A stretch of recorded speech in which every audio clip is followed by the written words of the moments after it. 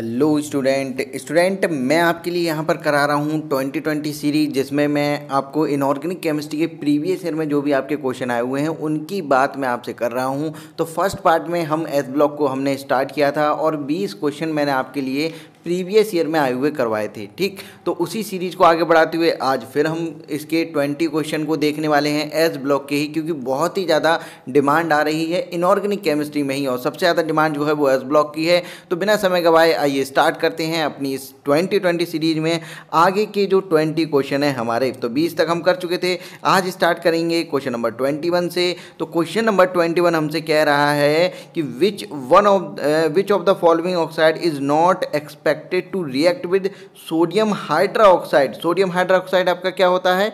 NaOH। तो आपको बताना है कि NaOH के साथ इनमें से कौन रिएक्ट नहीं करेगा। आपको पता है NaOH का नेचर क्या होता है? बेसिक होता है, ये बेसिक इन नेचर होता है। तो जाहिर सी बात है बेस के साथ कौन रिएक्ट करेगा? एसिड रिएक्ट करेगा। लेकिन यहाँ पर जो ऑक्साइड दिए गए हैं अगर उसका नेचर भी बेसिक हुआ तो वो यहाँ पर क्या करेगा? इसके साथ रिएक्ट नहीं करेगा, क्योंकि दो बेस आपस में रिएक्शन नहीं देते हैं। तो देख लेते हैं यहाँ पर कौन ज़्यादा बेसिक है या फिर कौन यहाँ पर बेसिक होगा। यहाँ पर दिया गया है CaO, SiO2, BeO और B2O3। तो यहाँ पर जो बेसिक होगा वो A होगा। कैल्शियम का ऑक्साइड आपको पता है मेटल है ये, तो ये जो है आपका बेसिक होगा। पीरियोडिक टेबल में ये सारी चीज़ें मैं ऑलरेडी आपको बता चुका हूँ और मैंने आपको जब ये यहाँ पर एस ब्लॉक का रिवीजन भी कराया था तब भी मैंने ये चीज़ें आपको बताई थी। उम्मीद करते हैं यहाँ पर आपको पता होगा कि ये जो है यहाँ पर बेसिक होगा और ये इसके साथ रिएक्शन नहीं देगा। तो बात करते हैं क्वेश्चन नंबर 22 की। क्वेश्चन नंबर 22 कह रहा है equimolar solution of following were prepared in water separately. कह रहा है कुछ चीज़ें यहाँ पर जो कंपाउंड दिए गए हैं इनका वाटर में हम सेपरेटली जो है सॉल्यूशन बना रहे हैं। Which one of the solution will record the highest pH. Highest pH पूछ रहा है कि इनमें से किसकी होगी? तो हाईएस्ट पीएच उसकी होगी जो सबसे ज़्यादा बेसिक होगा। आप देखिए यहाँ पर ऑप्शन क्या क्या दिए गए हैं। यहाँ पर आपका MgCl2 दिया है, CaCl2 दिया है, SrCl2 दिया है और BaCl2 दिया गया है। यानी कि सेम ग्रुप के क्लोराइड यहाँ पर दिए गए, यानी सेकेंड ग्रुप के जो है आपके सेकेंड ए की बात कर रहे हैं। और सेकेंड ए ग्रुप में आपका टॉप टू बॉटम चलने पर क्या होता है? आपका बेसिक स्ट्रेंथ जो होती है, आपका जो बेसिक नेचर होता है वो इंक्रीज करता है। तो यहाँ पर सबसे ज़्यादा बेसिक कौन होगा? फिर जाहिर सी बात है डी जो है यहाँ पर सबसे ज़्यादा बेसिक होगा। ठीक है, बढ़ते हैं आगे क्वेश्चन नंबर 23 की तरफ। क्वेश्चन नंबर 23 कह रहा है the sequence of ionic mobility. Already मैं आपको फर्स्ट पार्ट में बता गया हूँ कि ये जो होगा आपका इन्वर्सली प्रोपोर्शनल टू साइज होगा, लेकिन अगर एक्वस सोल्यूशन में पूछ रहा है तो इसका उल्टा कर देंगे। ऑलरेडी बता चुका हूँ, तो इसका जो सीधा सीधा आंसर मैं आपको बताऊँ, इसका जो आंसर होगा ऑप्शन नंबर डी यहाँ पर करेक्ट हो जाएगा। ठीक है, बढ़ते हैं आगे क्वेश्चन नंबर 24 की तरफ। क्वेश्चन नंबर 24 कह रहा है the alkali metal form salt like hydride by the direct synthesis at elevated temperature. The thermal stability, key point जो है थर्मल स्टेबिलिटी। देखिए क्वेश्चन की लैंग्वेज चाहे जितनी भी बड़ी हो लेकिन उसमें की पॉइंट हमेशा निकालना आपको आना चाहिए। यहाँ पर बात कर रहा है वो थर्मल स्टेबिलिटी की और एल्कली मेटल के बात कर रहा है। एल्कली मेटल के किसके? हाइड्राइड की थर्मल स्टेबिलिटी की। Of these hydride decrease in which of the following order. तो आपको यहाँ पर बताना है कि जो एल्कली मेटल है उनके हाइड्राइड की थर्मल स्टेबिलिटी का ऑर्डर क्या होगा, डिक्रीजिंग ऑर्डर क्या होगा, ये आपको बताना है। की पॉइंट यहाँ पर इस क्वेश्चन में ये है। ठीक है, क्वेश्चन की लैंग्वेज चाहे जितनी बड़ी हो लेकिन ये की पॉइंट अगर आपने निकाल ली तो आप आसानी से उसको कर सकते हैं। तो आप बता दीजिए। मैं आपको बता चुका हूँ यहाँ पर जो थर्मल स्टेबिलिटी का ऑर्डर होता है वो जब मैंने रिवीजन कराया था तो मैंने बताया था कि ये डायरेक्टली प्रोपोर्शनल होता है आयनिक नेचर के, लेकिन हाइड्राइड के केस में आप इसको क्या कर देंगे? जस्ट रिवर्स कर देंगे। ठीक है, अब इसमें देख लीजिए ionic nature top to bottom क्या करेगा? यहाँ पर इंक्रीज करेगा। जब top to bottom ionic nature increase करेगा और इसका जस्ट ऑर्डर क्या होगा? हाइड्राइड की थर्मल स्टेबिलिटी का ऑर्डर इसके जस्ट रिवर्स होगा। तो इसका जब रिवर्स आप करेंगे तो यहाँ पर जो ऑप्शन आ जाएगा रिवर्स करने पर वो आ जाएगा option number B. Option number B जो होगा यहाँ पर वो करेक्ट आंसर होगा, क्योंकि top to bottom thermal stability जब आप चल रहे हैं नीचे की तरफ तो थर्मल स्टेबिलिटी इंक्रीज कर रही है और इसका जस्ट अपोजिट हमको क्या होता है? हाइड्राइड वाला होता है। अगर आपने वो वीडियो नहीं देखी है तो प्लीज़ जाइए वीडियो देखिए, वहाँ पर बहुत सारी ट्रिक मैंने आपके लिए बताई हैं। ठीक है, तो आपके आसानी से क्वेश्चन होंगे और क्वेश्चन स्टूडेंट के नहीं लगते हैं वो इसी कारण नहीं लगते हैं क्योंकि जो चीज़ बताई जाती है वो चीज़ आप लोग ध्यान से अगर देख रहे हैं, उसको रेगुलरली रिवाइज कर रहे हैं तो कोई भी ऐसा क्वेश्चन नहीं है प्रीवियस ईयर में आया हुआ जो मैंने आपको बताया और आप उतने पढ़ के आप प्रीवियस ईयर के क्वेश्चन ना कर पाएँ। ठीक है, जितना मैंने बताया है उसमें ये चीज़ सभी चीज़ मैंने ध्यान दी है कि प्रीवियस ईयर में आए हुए जितने भी क्वेश्चन वो सभी के सभी आपके होंगे, और जो चीज़ आती हैं जहाँ से आती हैं केवल उसी का ही रिवीजन मैंने आपके लिए कराया है। फिलहाल बढ़ते हैं आगे, और इसका जो आंसर है मैं आपको बता दिया क्या होगा, ऑप्शन नंबर बी जो है इसका करेक्ट आंसर होगा। बढ़ते हैं आगे क्वेश्चन नंबर 25 की तरफ। The correct order of increasing thermal stability, फिर से आ गया थर्मल स्टेबिलिटी का ऑर्डर आपको यहाँ पर बताना है। और क्या दिए गए यहाँ पर, K2CO3 दिया गया है, MgCO3 दिया गया है, CaCO3 दिया गया है, और आपका BeCO3 दिया गया है। यानी कि एक फर्स्ट ए का जो है कार्बोनेट है, बाकी ये सेकेंड ए ग्रुप के जो है आपका कार्बोनेट यहाँ पर दिए गए हैं। तो फर्स्ट ए ग्रुप का जो कार्बोनेट है उसकी तो थर्मल स्टेबिलिटी ज़्यादा होगी, मतलब फर्स्ट ए ग्रुप के जो कार्बोनेट की थर्मल स्टेबिलिटी होती है वो आपकी सेकेंड ए से ज़्यादा होती है। तो ये एक तो बात समझ में आ गई हमको कि K2CO3 जो है उसकी सबसे ज़्यादा होगी। अब आप देख लीजिए सबसे ज़्यादा कहाँ दी है, तो दो ऑप्शन दिए हैं, फर्स्ट और सेकेंड। हमारा आंसर इससे नहीं आया। अब जो है वो ये है कि टॉप टू बॉटम चलने पर थर्मल स्टेबिलिटी जो होती है आपकी वो क्या करती है, इंक्रीज करती है। जब थर्मल स्टेबिलिटी, अभी तो आपको बताया ना, जब थर्मल स्टेबिलिटी इंक्रीज करेगी टॉप टू बॉटम चलने पर, तो सबसे ज़्यादा यहाँ पर किसकी होगी, कैल्शियम की सबसे ज़्यादा होगी, उसके बाद मैग्नीशियम की होगी, और सबसे कम आपकी किसी होगी, इसकी होगी BeCO3 की। यहाँ पर K2CO3 की तो सबसे ज़्यादा होगी ना, क्योंकि ये फर्स्ट ए ग्रुप का है। तो ओवरऑल जो आंसर हमारा हो जाएगा वो हो जाएगा यहाँ पर ऑप्शन नंबर ए जो है वो करेक्ट आंसर होगा। उम्मीद करते हैं आपको समझ में आ रहा हो। बढ़ते हैं आगे क्वेश्चन नंबर 26 की तरफ। क्वेश्चन नंबर 26 हमसे कह रहा है, in which of the following the hydration energy is higher than the lattice energy. अगर मैं आपको यहाँ पर एक चीज़ यहाँ पर बताने की कोशिश करूँ कि हाइड्रेशन एनर्जी लेटिस एनर्जी से ज़्यादा होने का मतलब क्या है भाई, जब अगर कोई आपसे कह रहा है कि हाइड्रेशन एनर्जी ज़्यादा है आपकी लेटिस एनर्जी से, तो इसका मतलब वो है आपका इनडायरेक्टली वो आपसे सॉल्युबिलिटी की बात कर रहा है। अब वो सॉल्युबिलिटी की बात क्यों हमारी सॉल्युबल कंपाउंड कब होता है, कोई भी कंपाउंड वाटर में सॉल्युबल कब होगा, वो तभी होगा जब उसकी हाइड्रेशन एनर्जी ज़्यादा होगी उसकी लेटिस एनर्जी से। तो इनडायरेक्टली आपसे क्या पूछा जा रहा है, यहाँ पर इनडायरेक्टली आपसे पूछा जा रहा है इसकी सॉल्युबिलिटी, यहाँ पर किसकी ज़्यादा सॉल्युबिलिटी होगी। तो मैं आपको बता चुका हूँ इसका जो ऑर्डर होता है वो आपका C²SD। मैंने इस तरीके से आपको एक ट्रिक दी थी, अगर जिन लोगों को याद होगा उन लोगों को पता है। C²SD में मैंने आपको बताया था कि कार्बोनेट हो क्रोमेट हो, यानी C² में दो सीरीज आ रही है ना, तो कार्बोनेट और क्रोमेट, साथ ही एस का मतलब है यहाँ पर सल्फेट, इनकी जो आप सॉल्युबिलिटी का ऑर्डर है वो टॉप टू बॉटम, डी का मतलब है डिक्रीज करता है, टॉप टू बॉटम चलने पर डिक्रीज करता है। ये खासकर मैंने आपको सेकेंड ग्रुप के लिए बताया था। और यहाँ पर दिया क्या गया है, यहाँ पर आप देखिए सभी सल्फेट यहाँ पर दिए गए हैं, तो टॉप टू बॉटम चलने पर डिक्रीज कर रहा है सॉल्युबिलिटी का ऑर्डर। तो सबसे ज़्यादा सॉल्युबल कौन होगा, ऊपर वाला, यानी कि MgSO4 जो होगा यहाँ पर वो सबसे ज़्यादा सॉल्युबल होगा। इसका जो करेक्ट आंसर होगा वो होगा option number A. Option number A इसका जो है वो करेक्ट आंसर है। बढ़ते हैं आगे क्वेश्चन नंबर 27 की तरफ। क्वेश्चन नंबर 27 में फिर से वही आयनिक ऑर्डर का आयनिक ऑर्डर हमसे पूछ लिया, सॉरी। तो इसका जो आंसर है ऑलरेडी मैं आपको बता चुका हूँ, इसमें बताने की जरूरत नहीं है। क्वेश्चन नंबर 28 को देखते हैं। क्वेश्चन नंबर 28 कह रहा है the correct sequence of increasing covalent character is represented by. Covalent character की बात कर रहा है, और कोवेलेंट करेक्टर हम किससे निकालते हैं, फेजान्स रूल से। देखिए अब ये क्या है, ये आपका एस ब्लॉक चल रहा है, लेकिन इसमें बातें कहाँ की चल रही है, केमिकल बॉन्डिंग की। तो कोवेलेंट करेक्टर आप कैसे निकालते हैं, कोवेलेंट करेक्टर के लिए आपका जो है कैटाइन वो स्मॉल होना चाहिए, ठीक है ना, स्मॉल कैटाइन जो है आपका वो स्मॉल होना चाहिए। मैं आपको बता दूं यहाँ हम लेते हैं स्मॉल कैटाइन और लार्ज एनाइन। आप देख लीजिए यहाँ पर लार्ज एनाइन और स्मॉल कैटाइन कहाँ पर दिया गया है, जहाँ पर स्मॉल कैटाइन लार्ज एनाइन होगा उसका कोवेलेंट करेक्टर सबसे ज़्यादा होगा। अब क्या क्या दिया गया है यहाँ पर दिया गया है आपको LiCl, दूसरा दिया गया है आपको NaCl, और तीसरा दिया है BeCl2।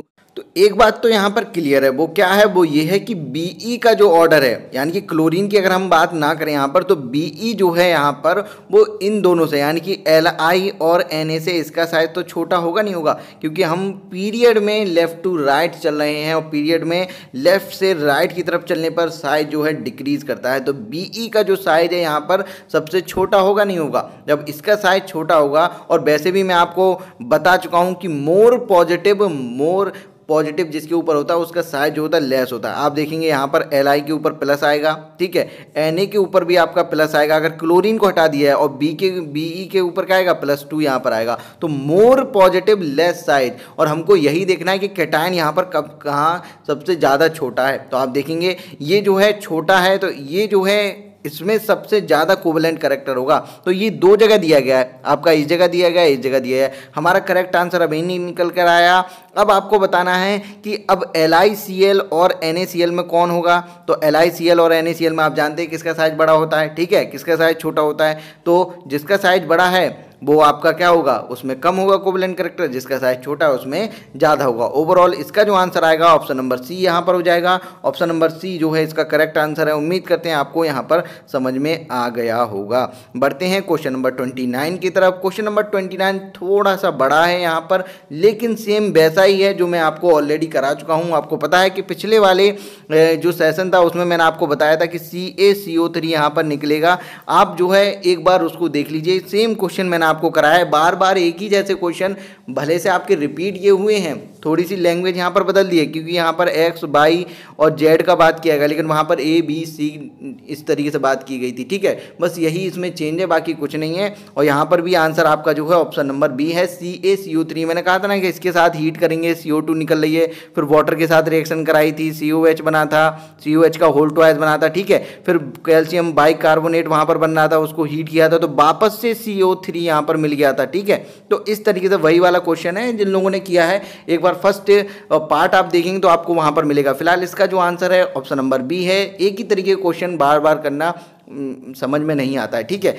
इनऑर्गेनिक केमिस्ट्री में यही तो बात है, वैरायटी ऑफ क्वेश्चन जितने ज़्यादा आप करेंगे उतना ही आपके लिए फ़ायदा यहाँ पर होता है। क्वेश्चन नंबर 30 को देखते हैं। In which of the following process fused sodium hydroxide is electrolysed at 330 degree temperature, 330 degree C temperature for extraction of sodium. तो आपको बताना है इतना टेम्परेचर कहाँ होता है सोडियम की एक्सट्रैक्शन में, जाहिर सी बात है कार्सनल कैलनर प्रोसेस में होता है, आपका इलेक्ट्रोलिसिस यहाँ पर कराते हैं हम, ठीक। उम्मीद करते हैं सभी को याद हो, नहीं याद है तो याद कर लीजिए। बढ़ते हैं आगे क्वेश्चन नंबर 31 की तरफ। क्वेश्चन नंबर 31 देखने में बहुत ही बड़ा आपको लग रहा है, और जाहिर सी बात है कि इतने बड़े क्वेश्चन को अगर आप पढ़ते हैं एग्जाम में तो काफ़ी टाइम कंज्यूमिंग होगा और आपको समझ में भी नहीं आएगा, ठीक है। तो इस तरीके के क्वेश्चन में कुछ की पॉइंट होते हैं, मैंने कहा है ना, कुछ की पॉइंट को पकड़िए और तुरंत ही यहाँ पर आप उसका आंसर यहाँ पर लगा देंगे, ठीक। तो मैं आपको वो की पॉइंट बताऊंगा इस क्वेश्चन में क्या है, लेकिन उससे पहले एक छोटी सी सलाह मैं आपको देना चाहूँगा कि एग्ज़ाम में अगर ऐसा क्वेश्चन आपको मिले तो ऐसे क्वेश्चनों को छोड़कर आगे बढ़ जाइए। मैं ये नहीं कहता कि अगर आपको आ रहा है तब भी मत करिए, मैंने कहा है कि छोड़कर आगे बढ़ जाइए। इसका मतलब ये है कि उस पर गोला कीजिए और कहिए मैं तुमको बाद में देखूंगा, क्योंकि अगर ऐसे क्वेश्चन आप करने लगे तो ये आपका टाइम बहुत ही ज़्यादा खा जाएंगे। बहुत ज़्यादा टाइम तो इसको पहली बात तो पूरे पढ़ने में लगेगा, फिर समझने में लगेगा। अगर कहीं भी गलती हो गई तो आंसर पक्का गलत आने की संभावना यहाँ पर 90% रहती है, ठीक है। तो ऐसे क्वेश्चनों को हमको करना है, लेकिन बाद में करना है जब हम सरल क्वेश्चनों को वहाँ पर मार के गिरा देंगे, ठीक है। तो ये चीज़ जो है, एक बात मेरी सलाह मानिएगा कि ऐसे क्वेश्चनों को आपको हाथ भी नहीं लगाना है। ये सब क्वेश्चन बाद में किए जाते हैं जब आप पूरी जो केमिस्ट्री आपकी होगी उसमें से आप छांट के आप जो अच्छे क्वेश्चन हैं, जो इजी क्वेश्चन है, उनको सबसे पहले कर लेंगे, ठीक है। उनके बाद ऐसे क्वेश्चनों पे आप हाथ लगाएंगे, भले से आपको आता भी हो। बढ़ते हैं आगे और अब बात करते हैं कि इसको कैसे किया जाएगा। क्वेश्चन हमसे कह रहा है substance A react with water, it produce a combustible gas B and a solution of substance C in water. When another substance D react with this solution of C, it also produce the same gas B on warming, but D can produce gas B on reaction with dilute sulfuric acid at room temperature. Substance A imparts a deep golden yellow color to smokeless flame of Bunsen burner, then A, B, C, D respectively are। तो आपको उम्मीद करते हैं समझ में आया हो, लेकिन मैं आपको यहाँ पर बता दूँ कि यहाँ पर केवल एक की पॉइंट है। अगर आप चाहते हैं इसको देखते ही आप आंसर टिक करें तो ये एक की पॉइंट है, वरना ये जो क्वेश्चन है आपका काफ़ी समय ले जाएगा। और वो की पॉइंट ये है कि आपको पता है, ये कह रहा है कि ए जो है वो आपका डीप गोल्डन येलो कलर के साथ वो जल रहा है, और आपको पता है डीप गोल्डन येलो जो है आपका फ्लेम कलरेशन की मैंने आपसे फर्स्ट डे ग्रुप में बात की थी। मैंने कहा था कि फ्लेम कलरेशन बहुत ज़्यादा इंपॉर्टेंट है, इसको याद रखिएगा। तो गोल्डन येलो कलर किसकी फ्लेम का होता था, अगर आपको याद है तो Na जो है वो गोल्डन कलर इसका होता था फ्लेम कलरेशन का। और जैसे ही आपने ये चीज़ देखा आपको तुरंत पता चल जाएगा कि A जो है हमारा सोडियम है। अब सोडियम जहाँ भी आपको दिया गया हो वही आपका आंसर यहाँ पर हो जाएगा। फिलहाल एक ही जगह पर यहाँ पर सोडियम दिया गया है, तो आपका ये जो है सीधा सीधा आंसर आपका सी यहाँ पर हो जाएगा। की पॉइंट क्या था आपका, यहाँ पर गोल्डन येलो कलर जो था आपका की पॉइंट था। तो फ्लेम कलरेशन आपके लिए इंपॉर्टेंट है, ठीक है ना। वैसे तो आपको बहुत ज़्यादा समय इसमें लगने वाला है, लेकिन इस तरीके के की पॉइंट आप देखते हैं तो ऐसे क्वेश्चन आसानी से आप कर लेंगे। तो जितना भी आपके लिए बताया गया वो उतना ही आपके लिए बहुत ज़्यादा इंपॉर्टेंट है, उतने पर आप फोकस कीजिए।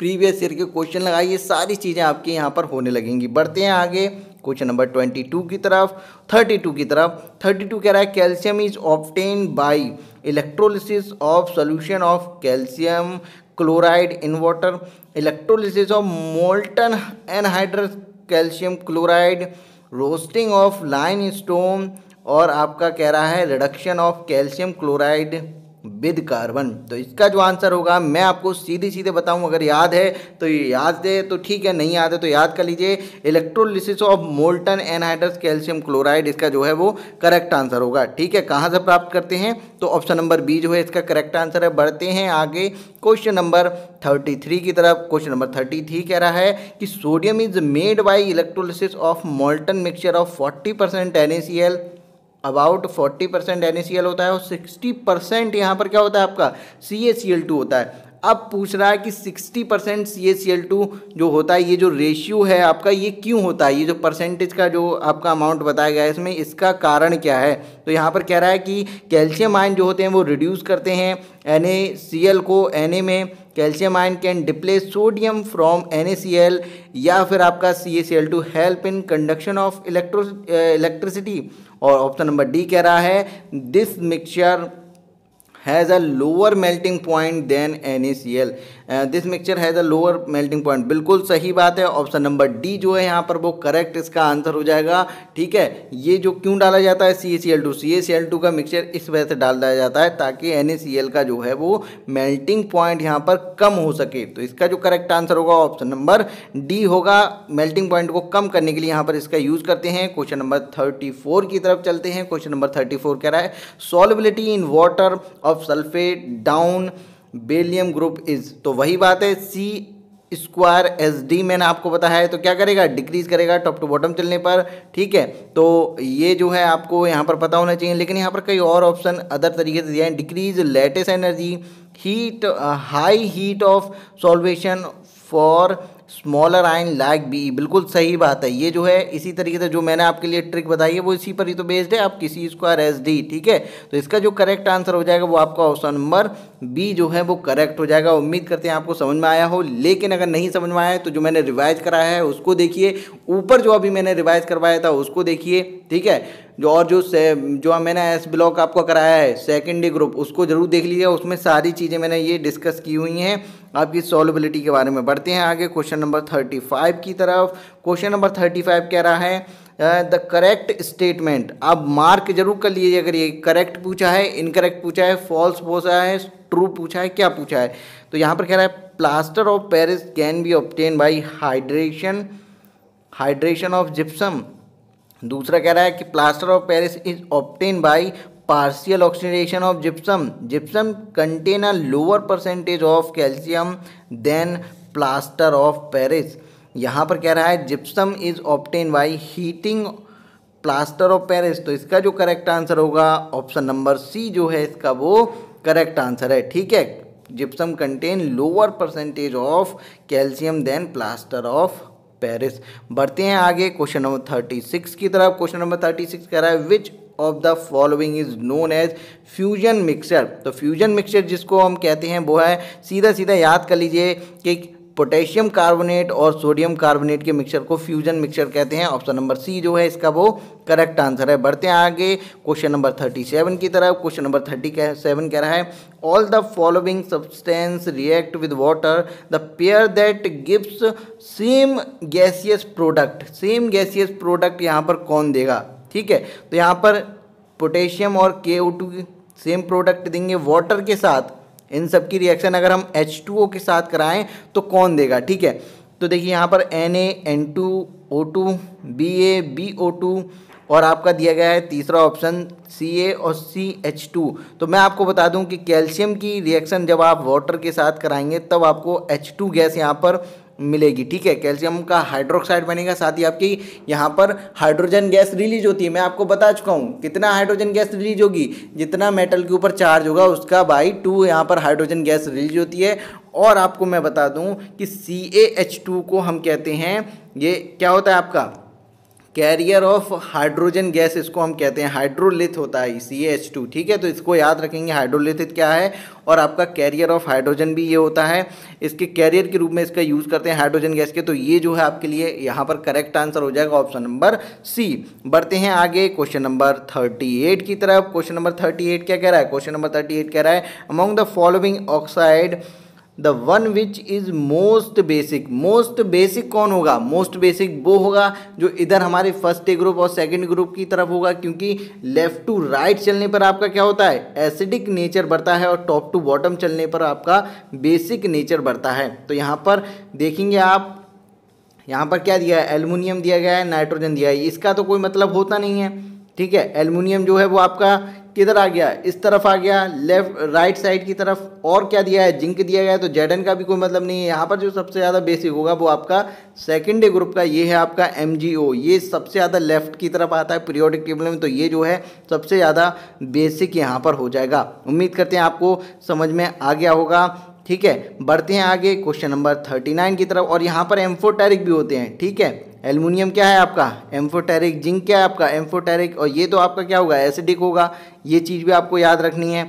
बढ़ते हैं आगे क्वेश्चन नंबर 39 की तरफ। क्वेश्चन नंबर 39 कह रहा है which of the following metal ion play an important role in muscle contraction. तो आपका सीधा सीधा आंसर आपको पता होगा, ऑप्शन नंबर डी है। यहाँ पर कह रहा है 40 question number 40 which of the following statement is false. मतलब गलत कौन सा है ये आपको बताना है। फर्स्ट ऑप्शन कह रहा है strontium decompose water readily than beryllium, बिल्कुल सही। बढ़ते हैं आगे question number option number B पढ़ते हैं। यहाँ पर कह रहा है barium carbonate melts the higher temperature than calcium carbonate. यहाँ पर सी भी पढ़ लेते हैं। Barium hydroxide is more soluble in water than magnesium hydroxide. Question number option number D कह रहा है barium hydroxide is more basic than barium hydroxide. ये जो है आपका गलत हो जाएगा, क्योंकि अभी मैंने आपको बताया कि टॉप टू बॉटम चलने पर आपका बेसिक नेचर जो है वो इंक्रीज करता है। जब basic nature top to bottom increase कर रहा है तो बेरिलियम हाइड्रोक्साइड कैसे ज़्यादा बेसिक हो जाएगा आपका? बेरियम हाइड्रोक्साइड जो होगा वो ज़्यादा बेसिक होगा। ठीक है, तो इसका जो आंसर होगा वो ऑप्शन नंबर डी होगा। बढ़ते हैं यहाँ पर आगे और अब बात करेंगे नेक्स्ट सेशन में आपके कुछ ऐसे ही और इम्पोर्टेंट 20 क्वेश्चन की। ये एस ब्लॉक यहाँ पर ख़त्म होता है 2020 सीरीज़ में। 2 मैंने आपके सेशन यहाँ पर लिए और दोनों में ही मैंने आपके करा दिए क्वेश्चन। 10 क्वेश्चन और इसमें बचे हैं 2017 तक। अगर मैं बात करूं आपसे तो टोटल 50 क्वेश्चन यहाँ पर हमारे पास होते हैं एस ब्लॉक से। ठीक है, 10 क्वेश्चन बचे हैं तो वो लोग आप लोग लगा लीजिएगा, क्योंकि वो बहुत ज़्यादा पुराने हैं तो उनको लगाने का वैसे कोई मतलब नहीं है। लेकिन प्रीवियस ईयर के क्वेश्चन जितने ज़्यादा आप लगाएंगे, उसकी प्रैक्टिस जितनी ज़्यादा करेंगे उतना ज़्यादा आपके लिए अच्छा रहेगा। फिलहाल मैं आपके लिए नेक्स्ट सेशन से लेकर आऊँगा पी ब्लॉक, जो कि आपके लिए बहुत ज़्यादा इंपॉर्टेंट है और बहुत बड़ा है। उसमें क्वेश्चनों की संख्या भी काफ़ी ज़्यादा है। ठीक है, और अगर आप कहें तो मैं आपको केमिकल बॉन्डिंग या पीरियोडिक टेबल भी करा सकता हूं, जैसा आप कहें। लेकिन मैं तो आपके लिए पी ब्लॉक खैर यहाँ पर लेकर आने वाला हूं। मिलते हैं नेक्स्ट सेशन में पी ब्लॉक के साथ। बहुत ही ज़्यादा इंपॉर्टेंट आपके लिए होने वाला है।